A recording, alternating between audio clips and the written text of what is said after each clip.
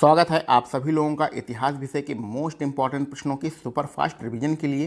पिछले लेक्चर में हम लोगों ने अपने प्रश्नों को जहां पर छोड़ा था, आज हम लोग उसी के आगे स्टार्ट करते हैं। तो चलिए देखते हैं आज का अपना पहला प्रश्न। हमारा पहला प्रश्न है, फैजी तथा बीरबल किसके दरबार में थे? तो जो फैजी और बीरबल थे ये सबको पता है, अकबर के दरबार में थे। ये इस प्रश्न का आंसर तो सबको ही पता होगा। चलिए आगे बढ़ते हैं, तुगलक वंश के बारे में बात करते हैं। तुगलक वंश का अंत कब हुआ था? तो तुगलक वंश का अंत 1412 में हुआ था। 1412 आप डेट याद रखिएगा, तुगलक वंश का अंत हुआ था। आगे बढ़ते हैं, भक्ति आंदोलन की पृष्ठभूमि किसने तैयार किया था? तो मध्यकालीन भारत में भक्ति आंदोलन की पृष्ठभूमि रामानुजाचार्य ने तैयार किया था। तो मध्यकालीन भारत में रामानुजाचार्य ने भक्ति आंदोलन की पृष्ठभूमि को तैयार किया था। ये सारे ऐसे प्रश्न हैं जो बार बार आपकी परीक्षाओं में पूछे जाते हैं। तो इस वीडियो सीरीज के माध्यम से आप इन प्रश्नों को सिर्फ एक बार देख लीजिए, सुन लीजिए, आपको सारे प्रश्न रट जाएंगे और आपकी परीक्षा में इन्हीं में से कोई ना कोई प्रश्न अवश्य मिलेगा। तो चलिए आगे बढ़ते हैं अपने अगले प्रश्न पे। मुगल दरबार में उपस्थित होने वाला पहला अंग्रेज कौन था? तो मुगल दरबार में उपस्थित होने वाला पहला अंग्रेज विलियम हॉकिंस थे। हमें पता है ये कब भारत आए थे, 1608 में भारत आए थे और कब तक भारत रहे, 1611 तक भारत में रहे थे। अब इनके बारे में एक चीज़ और जान लीजिएगा कि विलियम हॉकिंस भारत में आने वाले पहले अंग्रेज थे जो कि मुगल दरबार में उपस्थित हुए थे। और किसके शासनकाल में ये आए थे? ये जहांगीर के शासनकाल में आए थे। इनसे संबंधित एक और डाटा याद रखिएगा, जब 1600 में ये ब्रिटेन से भारत के लिए निकले थे तो ब्रिटेन के राजा ने इन्हें अकबर के नाम का पत्र दिया था, क्योंकि अकबर 1600 में भारत का राजा था। लेकिन ये सीधे भारत नहीं आए, आपके इंडोनेशिया और सब देशों में घूमते हुए 1608 में ये भारत पहुँचे। तो जब ये भारत पहुँचे तो अकबर, उस समय तो राजा था नहीं, उस समय राजा जहांगीर था, तो इन्होंने अकबर के नाम का पत्र जहांगीर को दिया था। ये बहुत ही इंपॉर्टेंट चीज़ें हैं जो आपसे पूछी जाती हैं कि किसके दरबार में आए थे, किसका पत्र लेके आए थे और पत्र किसने दिया था? ब्रिटेन के राजा ने दिया था। आगे बढ़ते हैं, 1961 में पुर्तगाल से कौन स्वतंत्र हुआ?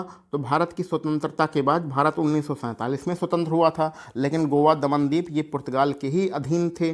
तो 1961 में गोवा को पुर्तगाल से स्वतंत्र करा लिया गया था। ठीक है, 1961 में कौन स्वतंत्र हुआ? आपका गोवा स्वतंत्र हुआ था। किससे? पुर्तगाल से। चलिए आगे बढ़ते हैं, योगिनी संप्रदाय की उत्पत्ति कहाँ पर हुई थी? तो जो योगिनी संप्रदाय है ये आपके उड़ीसा से संबंधित है। तो योगिनी संप्रदाय उड़ीसा से संबंधित है। इस प्रकार योगिनी संप्रदाय की उत्पत्ति कहाँ पर हुई थी?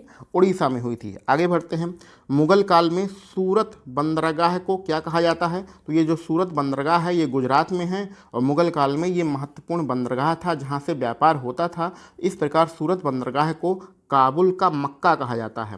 तो काबुल का मक्का किसे कहा जाता है? इसी सूरत बंदरगाह को कहा जाता है। चलिए आगे बढ़ते हैं, राजपूत राज मेवाड़ की क्या राजधानी थी? तो जो राजपूत राज्य था मेवाड़, उसकी राजधानी चित्तौड़ थी और इसी चित्तौड़ के राजा कौन थे? आपके महाराणा प्रताप थे। और 1568 में इसी चित्तौड़ को किसने जीत लिया था? अकबर ने जीत लिया था। चलिए आगे बढ़ते हैं, कूका आंदोलन। कूका आंदोलन कहाँ पर प्रारंभ हुआ था? तो कूका आंदोलन किससे संबंधित है? पंजाब से संबंधित है। आगे बढ़ते हैं, बौद्धों का प्रसिद्ध केंद्र कहाँ पर है? तो बौद्धों का प्रसिद्ध केंद्र कुशीनगर में है, जो कि आपके उत्तर प्रदेश में है। तो आपके उत्तर प्रदेश में बौद्धों का प्रसिद्ध केंद्र कुशीनगर है। ठीक है, आगे बढ़ते हैं, सिंधु घाटी सभ्यता का एक प्रमुख स्थल है जिसका नाम है धौलावीरा। तो सिंधु घाटी सभ्यता का एक बहुत ही महत्वपूर्ण स्थल है जिसका नाम है धौलावीरा और ये कहाँ पर है? ये आपके गुजरात में है।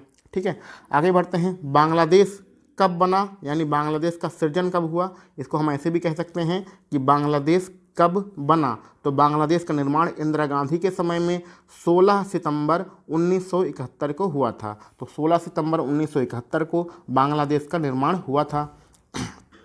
अब अब हमारे इसके आगे के जो प्रश्न हैं वो आपके वायसराय या गवर्नर जनरल से संबंधित प्रश्न हैं। इन्होंने क्या क्या किया था, कितने वायसराय थे, इन्होंने क्या क्या किया था, इसी से संबंधित हमारे प्रश्न हैं। तो इन सारे प्रश्नों को एक बार ध्यान से देखते जाइएगा। बंगाल में स्थायी कर व्यवस्था कब प्रारंभ हुई? तो बंगाल में स्थायी कर व्यवस्था 1793 में प्रारंभ हुई थी। तो स्थायी कर व्यवस्था मैंने टैक्स लेने की कर लेने की स्थायी व्यवस्था 1793 में प्रारंभ की गई। और किसने प्रारंभ किया था? लॉर्ड कॉर्नवालिस ने। तो ये बहुत ही ज़्यादा इंपॉर्टेंट प्रश्न है। लॉर्ड कॉर्नवालिस ने 1793 में बंगाल में स्थायी कर व्यवस्था को प्रारंभ किया था। चलिए आगे बढ़ते हैं। भारत का अंतिम गवर्नर जनरल और प्रथम वायसराय कौन है? तो जब 1857 में प्रथम स्वतंत्रता संग्राम हुआ था, उस समय इस स्वतंत्रता संग्राम को कुचलने के बाद किसने कुचला था? लॉर्ड कैनिंग ने। तो लॉर्ड कैनिंग को भारत का पहला वायसराय बनाया गया और इससे पहले ये क्या थे?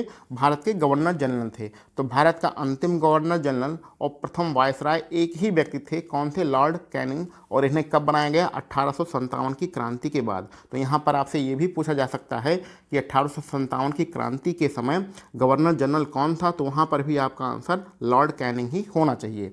आगे बढ़ते हैं। बंगाल का विभाजन कब हुआ? तो ये सबको याद होना चाहिए कि भैया बंगाल का विभाजन 1905 में हुआ था। उस समय गवर्नर जनरल कौन था? तो उस समय जो गवर्नर जनरल थे लॉर्ड कर्जन थे। तो कर्जन के शासनकाल में 1905 में बंगाल का विभाजन। चलिए आगे बढ़ते हैं अपने अगले प्रश्न में। रेलवे बोर्ड का गठन कब किया गया? तो जो रेलवे बोर्ड का गठन हुआ था वो आपका 1905 में हुआ था। और किसके शासनकाल में हुआ था? लॉर्ड कर्जन के शासनकाल में हुआ था। तो यहाँ पर इन सारे प्रश्नों में आपके दो प्रश्न बन के आ रहे हैं। ये भी आपसे पूछा जा सकता है कि रेलवे बोर्ड का गठन कब हुआ? 1905 में। और किसके शासनकाल में? लॉर्ड कर्जन के शासनकाल में। आगे बढ़ते हैं। बंगाल विभाजन रद्द कब किया गया? तो बंगाल विभाजन 1905 में हुआ था और इसे रद्द किया गया 1911 में। और किसके शासनकाल में? लॉर्ड हार्डिंग सेकंड के कार्यकाल में। तो 1911 में ब्रिटेन के राजा जॉर्ज पंचम दिल्ली आए थे। इन्हें दिल्ली दरबार लगा हुआ था। उसी दिल्ली दरबार में बंगाल विभाजन को रद्द करने की घोषणा की गई। और उस समय भारत के गवर्नर जनरल कौन थे? गवर्नर जनरल नहीं, उस समय वायसराय थे। 1911 में वायसराय हुआ करते थे। तो कौन थे? लॉर्ड हार्डिंग सेकंड थे। चलिए आगे बढ़ते हैं। प्रथम रेलवे लाइन की स्थापना कब की गई? तो पहली रेलवे लाइन की स्थापना 1853 में की गई। उस समय आपके गवर्नर जनरल कौन थे? तो डलहौजी थे। तो लॉर्ड डलहौजी 1853 में गवर्नर जनरल थे और इन्हीं के शासनकाल में पहली रेलवे लाइन की स्थापना की गई। तो ये सन को भी याद रखना है और उस समय जो वायसराय या गवर्नर जनरल थे उन्हें भी याद रखना है। चलिए आगे बढ़ते हैं। कैबिनेट मिशन भारत कब आया था? तो कैबिनेट मिशन भारत पहुंचा था 1946 में, मार्च 1946 में। और इसी कैबिनेट मिशन के आधार पर भारत और पाकिस्तान का विभाजन हुआ था। उस समय आपके वायसराय कौन थे? तो लॉर्ड वेवेल। लॉर्ड वेवेल 1946 में भारत के वायसराय थे। आगे बढ़ते हैं।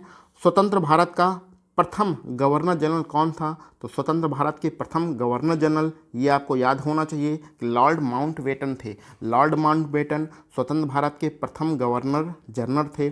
चलिए आगे बढ़ते हैं। जलियांवाला बाग हत्याकांड कब हुआ था? तो जलियांवाला बाग हत्याकांड, ये डेट आपके लिए बहुत ही ज़्यादा इंपॉर्टेंट है।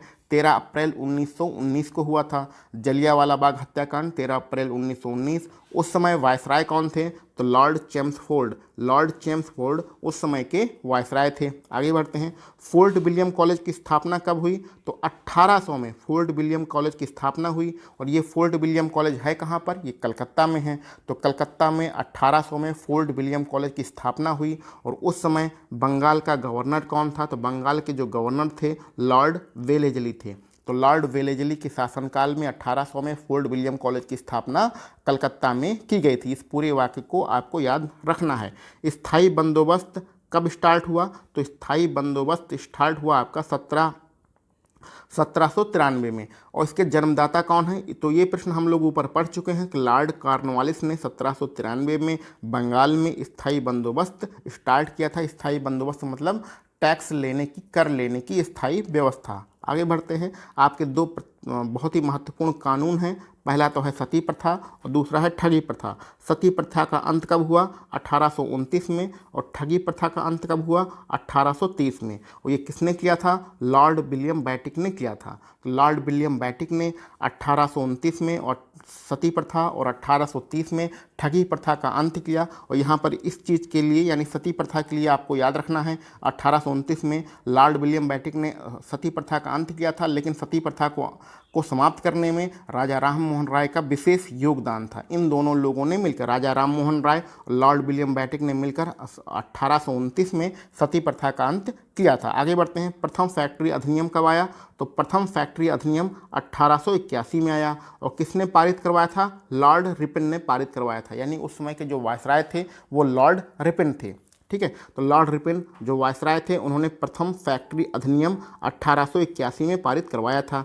आगे बढ़ते हैं। अलीगढ़ मुस्लिम विश्वविद्यालय की स्थापना कब हुई? तो ये भी आपसे पूछा जा सकता है कि अलीगढ़ मुस्लिम विश्वविद्यालय की स्थापना कब की गई? तो ये स्थापना की गई थी 1920 में। और किसके शासनकाल में की गई थी? Lord Chelmsford. लॉर्ड चेम्सफोर्ड के शासनकाल में 1920 में अलीगढ़ मुस्लिम विश्वविद्यालय की स्थापना की गई थी। चलिए आगे बढ़ते हैं।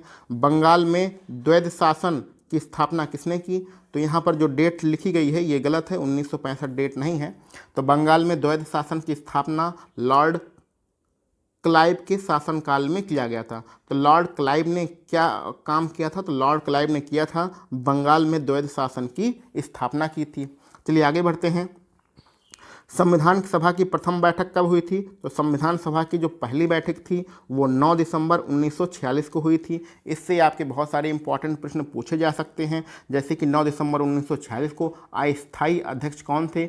सच्चिदानंद सिन्हा थे। ठीक है, और उस समय वायसराय कौन थे? वायसराय लॉर्ड वेबल थे। तो लॉर्ड वेबल 1946 में वायसराय थे। इन्हीं के समय में संविधान सभा की पहली बैठक 9 दिसंबर 1946 को आयोजित की गई थी। आगे आपके एक बहुत ही ज़्यादा महत्वपूर्ण प्रश्न है। आपके 3 हाई कोर्ट बनाए गए थे। कलकत्ता, मद्रास, बम्बई में हाई कोर्ट की स्थापना कब की गई? तो कलकत्ता, मद्रास और बम्बई, इन 3 जगहों पर हाई कोर्ट की स्थापना 1862 में की गई। और किसके शासनकाल में की गई थी? लॉर्ड कैनिंग के शासनकाल में की गई थी। तो लॉर्ड कैनिंग के शासनकाल में, आपको ये ऊपर आप पढ़ चुके हैं कि 1857 में लॉर्ड कैनिंग ही वायसराय थे। और इन्हीं के 3-4 साल बाद यानी कि 1862 में ही 3 जगह पर कलकत्ता, मद्रास और बम्बई में हाई कोर्ट की स्थापना की गई थी। ठीक है, चलिए आगे बढ़ते हैं।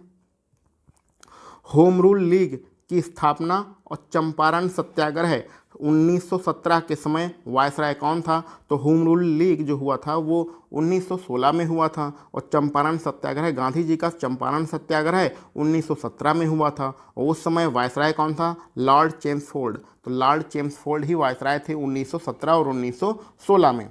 आगे बढ़ते हैं। सहायक संधि कब हुई थी? तो सहायक संधि 1798 में हुई थी। और किसने शुरू किया था? लॉर्ड वेलेजली ने शुरू किया था। तो सहायक संधि 1798 में किसने शुरुआत किया? लॉर्ड वेलेजली ने शुरुआत किया था। भारत में सहायक संधि का सबसे पहले प्रयोग किसने किया था?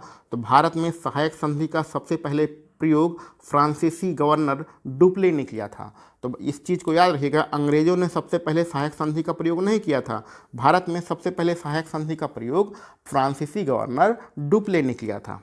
आगे आपके पास एक बहुत ही ज़्यादा महत्वपूर्ण प्रश्न है। महारानी विक्टोरिया जो कि ब्रिटेन की महारानी थी, उन्हें कैसर ए हिंद की उपाधि कब दी गई? तो महारानी विक्टोरिया को कैसर ए हिंद की उपाधि 1877 में दिया गया था।